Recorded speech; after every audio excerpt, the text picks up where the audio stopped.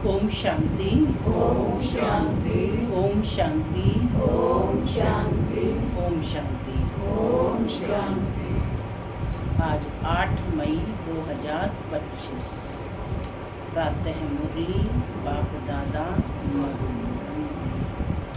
आज मीठी मधुर मुरली में बाबा ने कहा कि बाप आए हैं राम राज्य स्थापन करने, जिसकी कल्पना या सपना गांधी जी ने भी देखा था, लेकिन वह राज्य स्थापन तो नहीं हो पाया। तो बाप का ही यह कार्य है जो आकर राजाई की पढ़ाई पढ़ाते हैं और राम राज्य की स्थापना करते हैं। तो बाबा बच्चों को डायरेक्शन देते कि देही अभिमानी बनो। जितना जितना आत्मस्मृति में रहेंगे, बाप की याद में रहेंगे, याद का बल जमा होता जाएगा और आत्मा विश्व का राज्य प्राप्त करने के योग्य बन जाएंगे। तो इस प्रकार से राम राज्य का कार्य सफल होगा। बाबा ने कहा कि तुम बच्चे ही राजाई पाते हो। सुनते हैं आज के डायरेक्ट ईश्वरीय महावाक्य। ओम शांति। बाबा कहते मीठे बच्चे देही अभिमानी बन, बाप को याद करो तो याद का बल जमा होगा। याद के बल से तुम सारे विश्व का राज्य ले सकते हो। प्रश्न है आज की मुरली से, कौन सी बात तुम बच्चों के ख्याल ख्वाब में भी नहीं थी जो प्रैक्टिकल में? कौन सी बात तुम बच्चों के ख्याल ख्वाब में भी नहीं थी जो प्रैक्टिकल में हुई है? कौन सी बात ख्याल में भी नहीं थी, ख्वाब में भी नहीं थी, सपने में भी नहीं थी? कौन सी बात जो आज प्रैक्टिकल में हो रही है? आज बल्लभ है राम राज्य स्थापन होगा।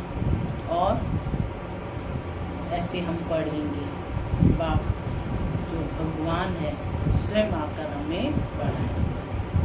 बाबा का उत्तर सुनते हैं।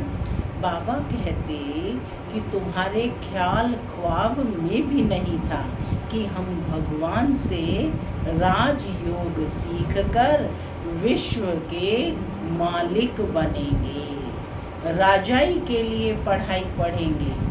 अभी तुम्हें अथाह खुशी है कि सर्वशक्तिमान बाप से बल लेकर हम सतयुगी स्वराज्य अधिकारी बनते हैं।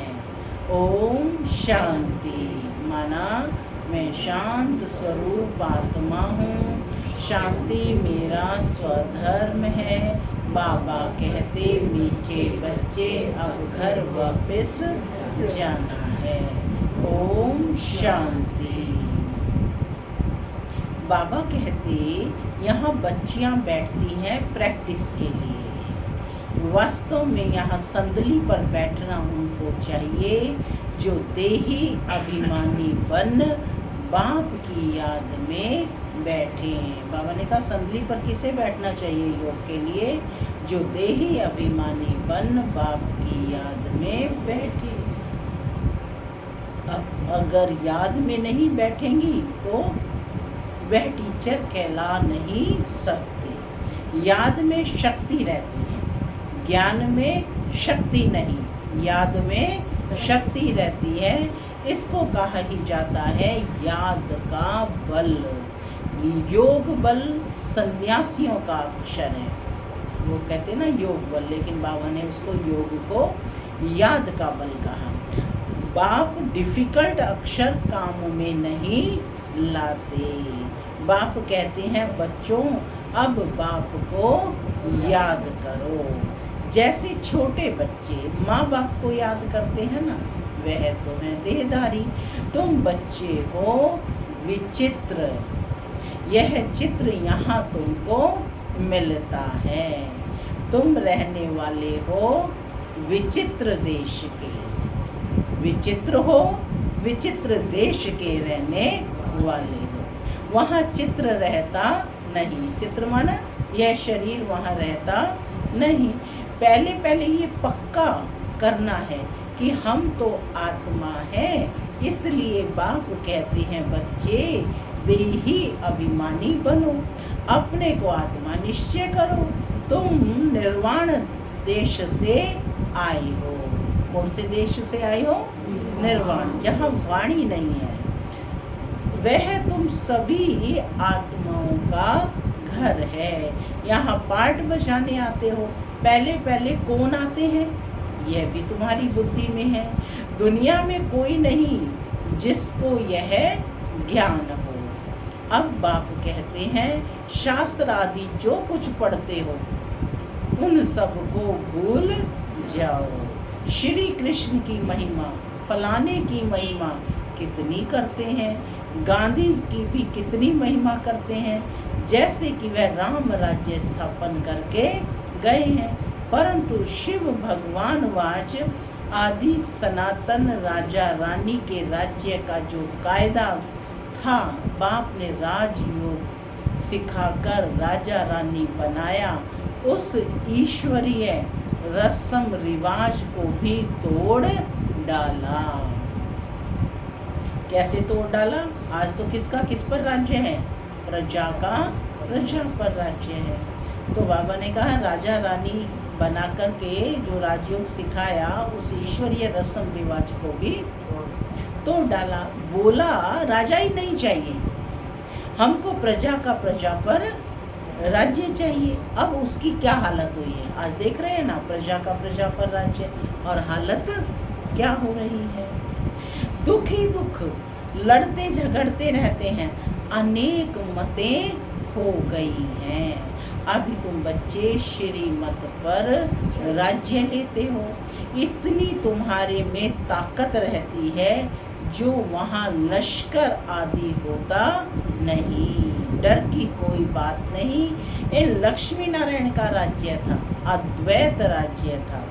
दो थे ही नहीं, जो ताली बजे उसको कहा ही जाता है अद्वैत राज्य, माने एक का ही राज्य था। तुम बच्चों को बाप देवता बनाते हैं, फिर द्वैत से दैत्य बन जाते हैं रावण द्वारा। अभी तुम बच्चे जानते हो कि हम भारतवासी सारे विश्व के मालिक थे। तुमको विश्व का राज्य सिर्फ याद बल से मिला था, अब फिर से मिल रहा है।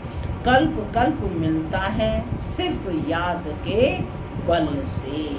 पढ़ाई में भी बल है, जैसे बैरिस्टर बनते हैं तो बल है ना, वह है पाई पैसे का बल। तुम योग बल से विश्व पर राज्य करते हो। सर्वशक्तिमान बाप से बल मिलता है। तुम कहते हो बाबा हम कल्प कल्प आपसे सतयुग का स्वराज्य लेते हैं, फिर गंवाते हैं, फिर लेते हैं। तुमको पूरा ज्ञान मिला है। क्या कहा बाबा ने? तुमको अब पूरा ज्ञान मिला है। अभी हम श्रीमत पर श्रेष्ठ विश्व का राज्य लेते हैं, विश्व भी श्रेष्ठ बन जाता है। यह रचता और रचना का ज्ञान बाबा कहते तुमको अभी है। इन लक्ष्मी नारायण को भी ज्ञान नहीं होगा। क्या सतयुग में लक्ष्मी नारायण को यह ज्ञान होगा?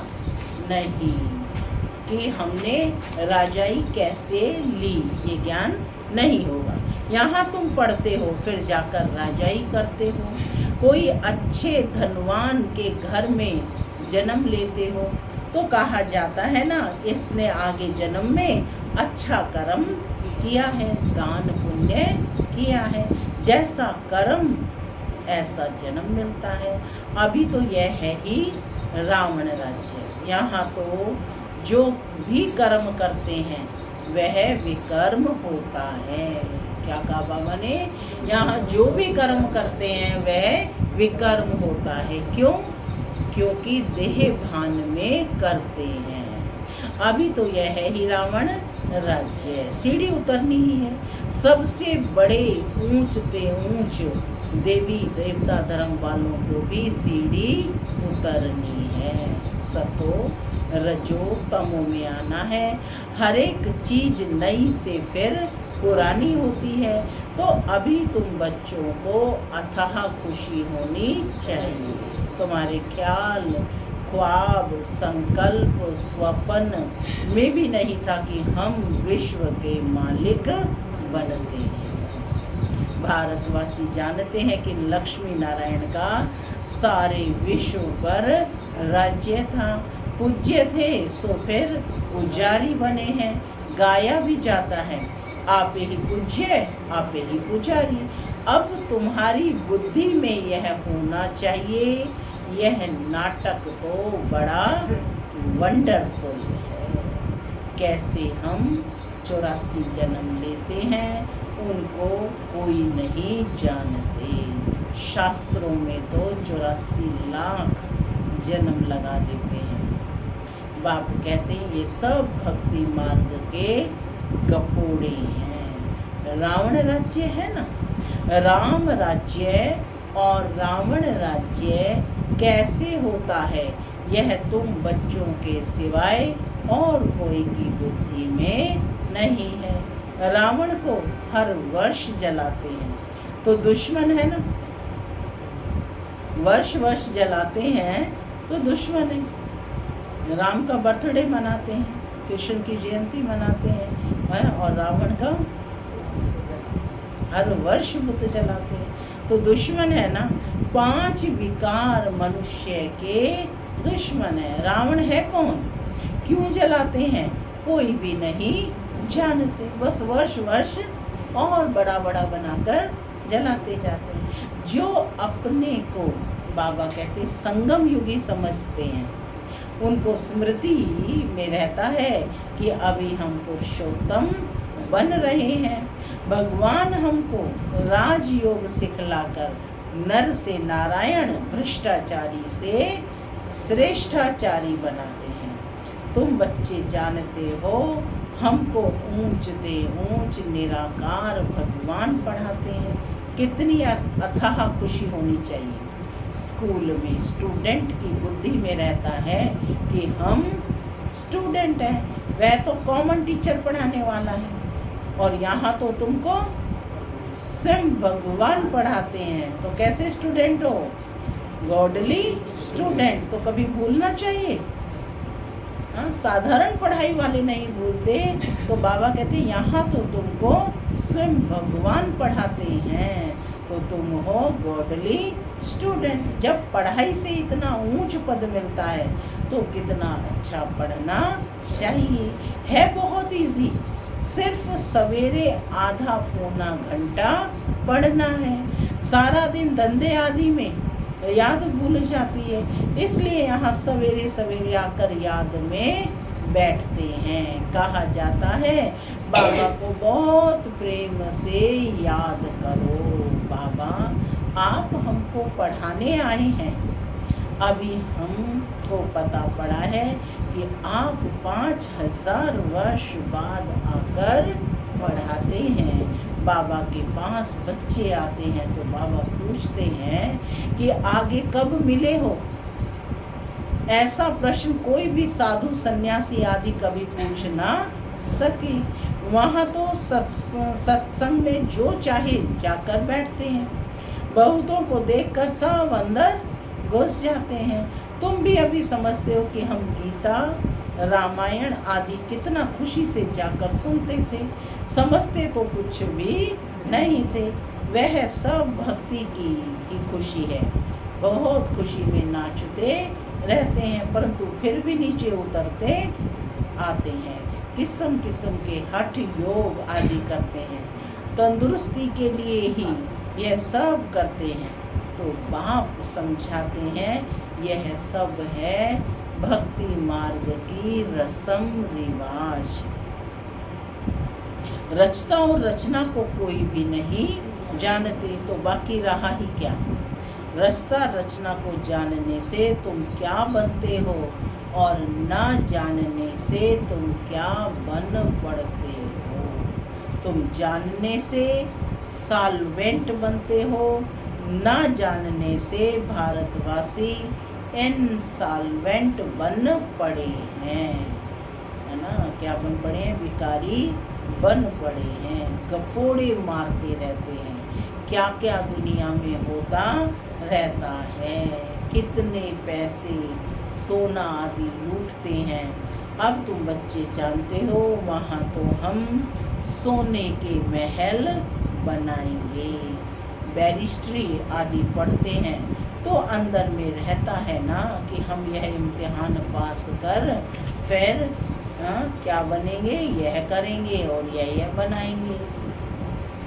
तुमको क्यों नहीं बुद्धि में आता कि हम स्वर्ग का प्रिंस प्रिंसेस बनने के लिए पढ़ रहे हैं। खुशी कितनी रहनी चाहिए। क्या बनने के लिए पढ़ रहे हैं?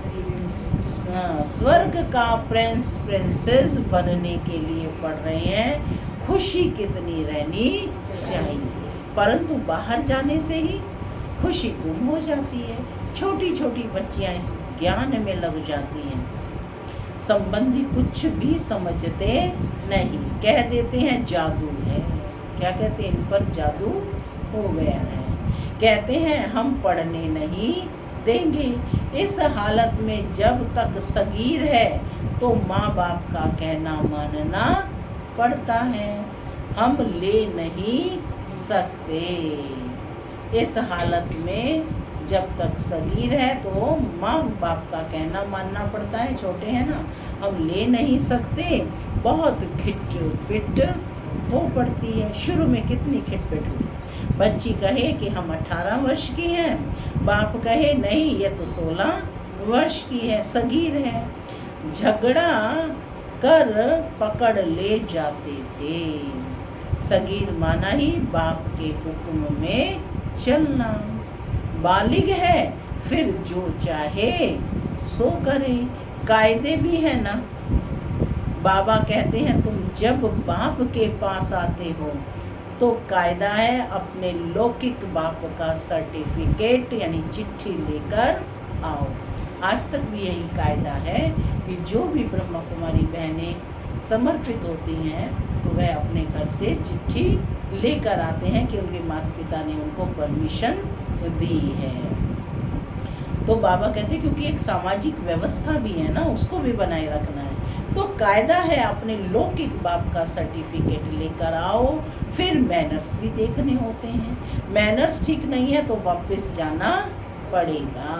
खेल में भी ऐसे होता है ना, ठीक नहीं खेलते तो उनको कहेंगे बाहर जाओ।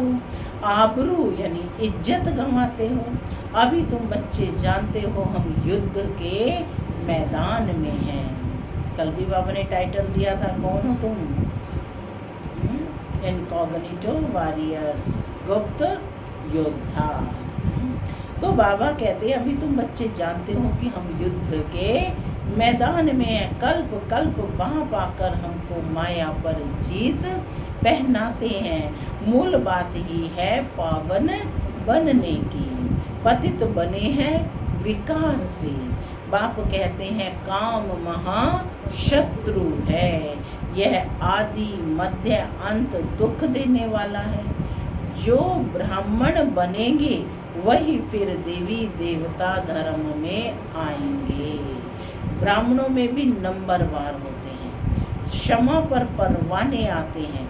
कोई तो जल मरते हैं और कोई फेरी पहनकर चले जाते, माने चक्कर लगाकर चले जाते। आगे तो ब्लड से भी लिख कर देते थे कि बाबा हम आपके हैं। फिर भी माया हरा लेती है। इतनी माया की युद्ध चलती है। इनको युद्ध स्थल कहा जाता है। यह भी तुम समझते हो। परम पिता परमात्मा ब्रह्मा द्वारा सभी वेदों शास्त्रों का सार समझाते हैं। चित्र तो ढेर बना दिए हैं।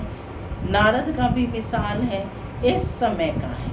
सब कहते हैं हम लक्ष्मी अथवा नारायण बनेंगे। बाप कहते हैं अपने अंदर में देखो, हम लायक हैं क्या?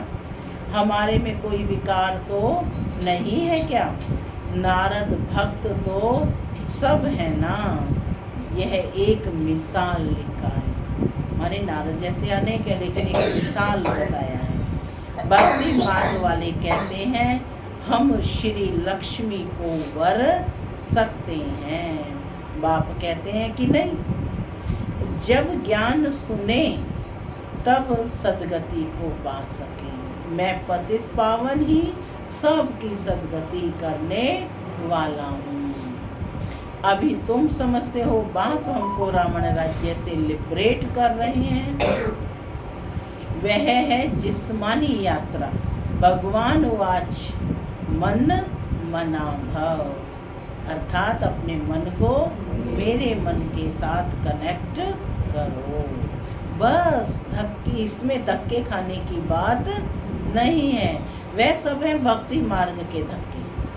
धक्के तो भक्ति मार्ग में खाए हैं ना, कि भगवान का पता ही नहीं, यहाँ भी वहाँ भी, जहाँ से भी थोड़ा फल मिला वहीं हम पहुँचते गए। इन्हीं को कहा जाता है भक्ति के धक्के, क्योंकि निश्चय बुद्धि नहीं है। लेकिन अब तो तुम्हें परमात्मा का यथार्थ परिचय मिला, तो बाबा कहते सिर्फ तुम्हें करना है मन मना भव, अर्थात अपने मन को मेरे मन के साथ कनेक्ट कर। तो कैसे कनेक्ट होगा? जब वैसा बनेंगे, स्वयं को आत्मा समझ उस परमात्मा को याद करेंगे।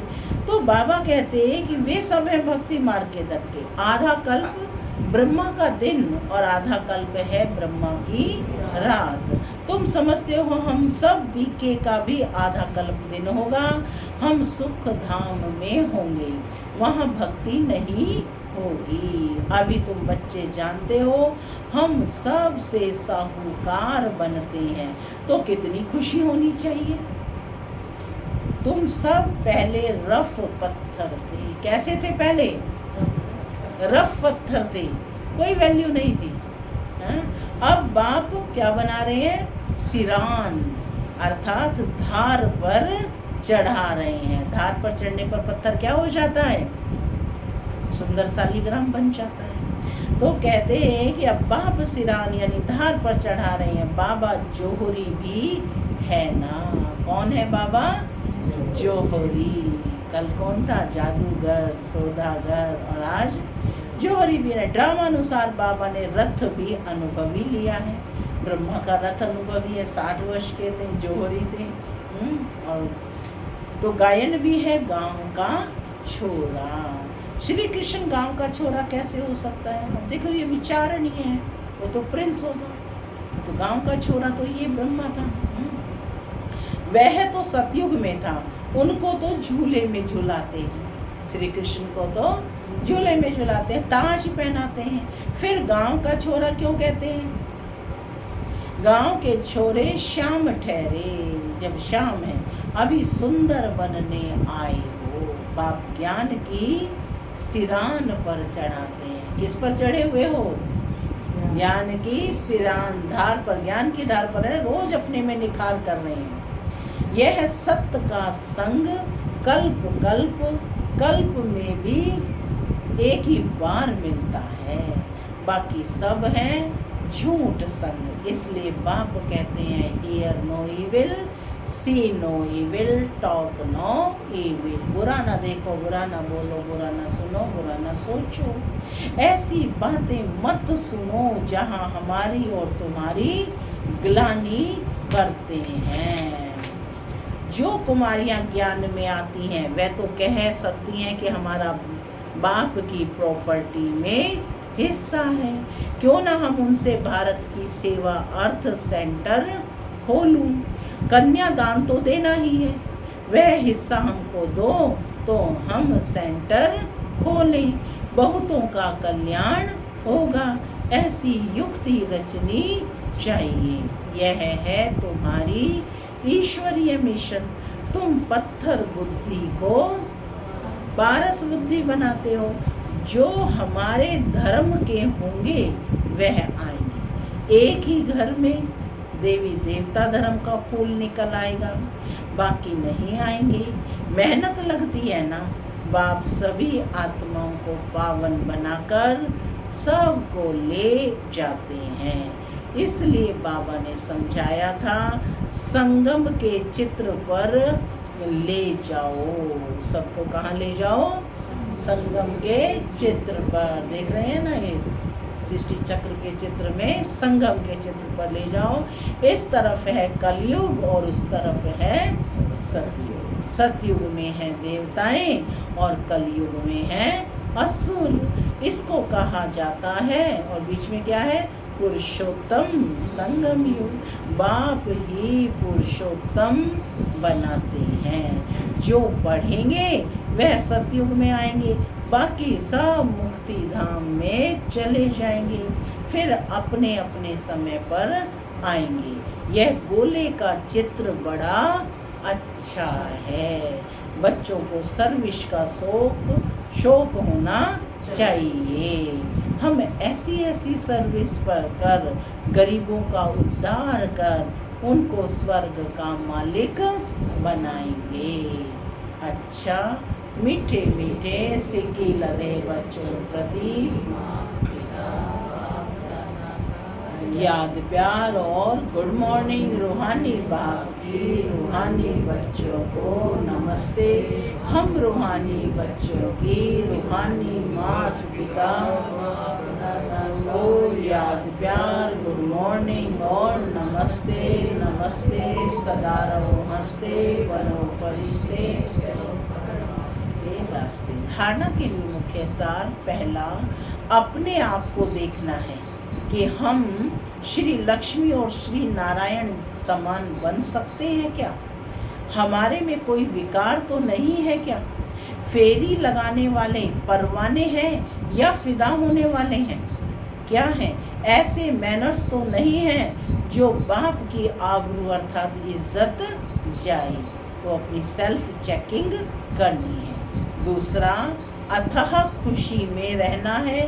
इसके लिए सवेरे सवेरे प्रेम से बाप को याद करना है और पढ़ाई पढ़नी है। भगवान हमें पढ़ाकर पुरुषोत्तम बना रहे हैं। हम संगम युगी हैं, इस नशे में रहना है।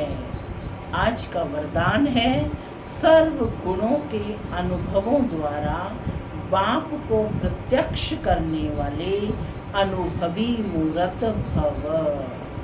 जो बाप के गुण गाते हो उन सर्व गुणों के अनुभवी बनो। जैसे बाप आनंद का सागर है तो उसी आनंद के सागर की लहरों में लहराते रहो। जो भी संपर्क में आए उसे आनंद, प्रेम, सुख, शांति, पवित्रता सब गुणों की अनुभूति कराओ। ऐसे सर्व गुणों के अनुभवी मूर्त बनो तो आप द्वारा बाप की सूरत प्रत्यक्ष हो, क्योंकि आप महान आत्माएं ही परम आत्मा को अपनी अनुभवी मूर्त से प्रत्यक्ष कर सकती हो। स्लोगन है, कारण को निवारण में परिवर्तन कर अशुभ बात को भी शुभ करके उठाओ।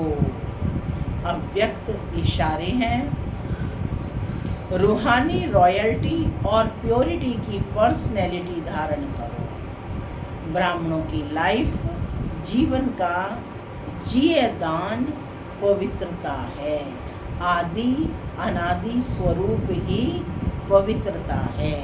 जब स्मृति आ गई कि मैं अनादि आदि पवित्र आत्मा हूँ, स्मृति आना अर्थात पवित्रता की समर्थी आना। स्मृति स्वरूप, समर्थ स्वरूप आत्माएं निजी पवित्र संस्कार वाली हैं। तो निजी संस्कारों को इमर्ज कर इस पवित्रता की पर्सनैलिटी को धारण करो। ओम शांति।